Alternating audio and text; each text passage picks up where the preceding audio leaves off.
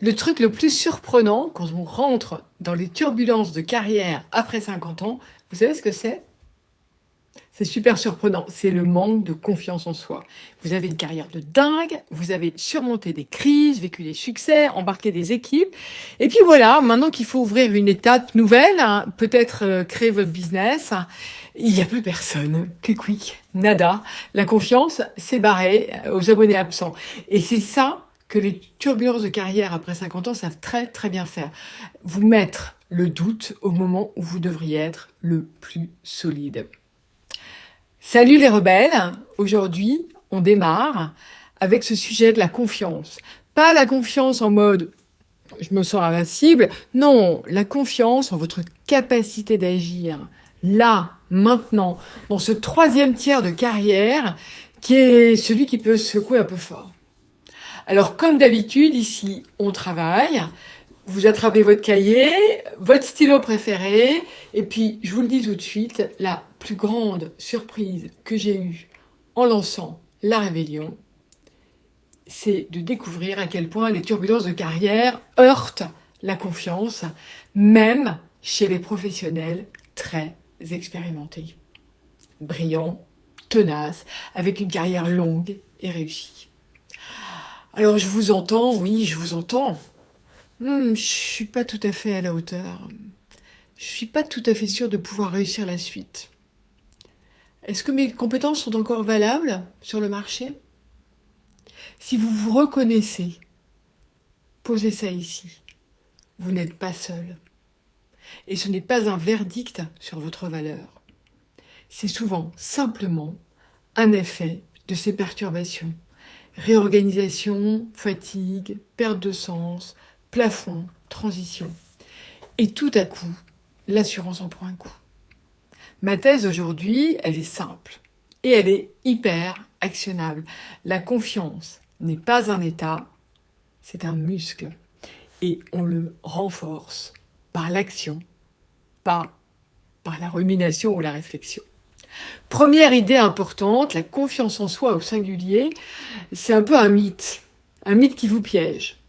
On parle de la confiance comme si c'était un objet rare à trouver un jour comme un trésor. On croit que les autres en ont beaucoup plus que nous. On imagine qu'on est avec, qu'elle nous est donnée une fois pour toutes. Ou alors, on se dit que si on l'a, elle reste. Et que si on l'a perdue, elle ne reviendra jamais. Mais si on est honnête, ça colle pas du tout avec la réalité. En vrai, il n'y a pas une confiance, il y a des confiances. Vous pouvez être très solide comme parent, très robuste en réunion, nickel pour cadrer une équipe ou gérer une crise, et vous sentir beaucoup moins sûr de vous quand il s'agit de vendre, par exemple, ou de vous montrer, de parler de vous, de négocier en anglais, ou de vous lancer sur un nouveau sujet. Alors, en ce qui concerne créer votre business, ou simplement reprendre votre place après une réorganisation, n'en parlons pas. Donc, si vous vous dites « je manque de confiance », je vous invite à reformuler tout de suite. Sur quoi exactement j'ai moins confiance aujourd'hui? Parce que pas de confiance, c'est le flou. Et le flou nous paralyse. Moins de confiance sur un objet précis, un sujet précis, c'est clair, et ça rend l'action possible. Je vous propose une petite pause guidée, un exercice extrêmement simple. Ouvrez une nouvelle page de votre cahier, en titre, écrivez une phrase pour décrire le sujet qui vous tracasse. Formulez très simplement, en quelques mots. Créer mon propre business, vendre 1 heure de mon temps sur mon expertise, trouver un nouveau client, ou ce qui ressemble à la problématique que vous rencontrez aujourd'hui. Ensuite, séparez votre feuille en 2 colonnes. Dans la colonne de gauche, la colonne 1, vous écrivez « Sur ce sujet, je me sens confiant ou confiante sur... » Et dans la colonne de droite, vous écrivez « Sur ce sujet, je ne me sens pas confiante sur... » ou « confiant, pardon, sur... » D'accord? Vous pouvez faire une pause, et je vais faire peut-être une pause Je vous propose une deuxième pause guidée, un deuxième exercice. Choisissez maintenant un objectif qui vous stresse un peu, un seul, et répondez à cette question dans votre cahier.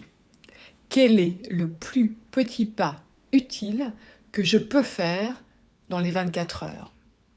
Pas le plus élégant, pas le plus grand, pas le plus parfait, le plus petit, mais utile. Ça peut être envoyer un message à une personne précise, demander un retour sur votre pitch, proposer un échange d'un quart d'heure, écrire une offre très simple en une page, ou même prendre un rendez-vous même si vous ne vous sentez pas prêt. Écrivez votre petit pas utile. Je vous donne quelques secondes. Je vous donne une variante.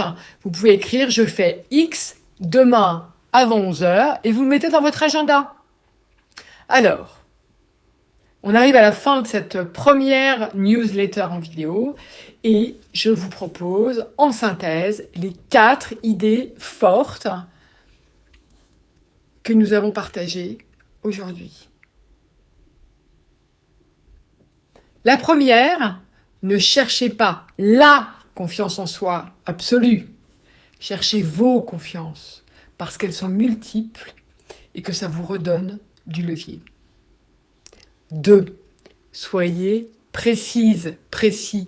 Remplacez « je manque de confiance » par « j'ai moins confiance en moi sur ce sujet X » et vous redevenez capable d'agir.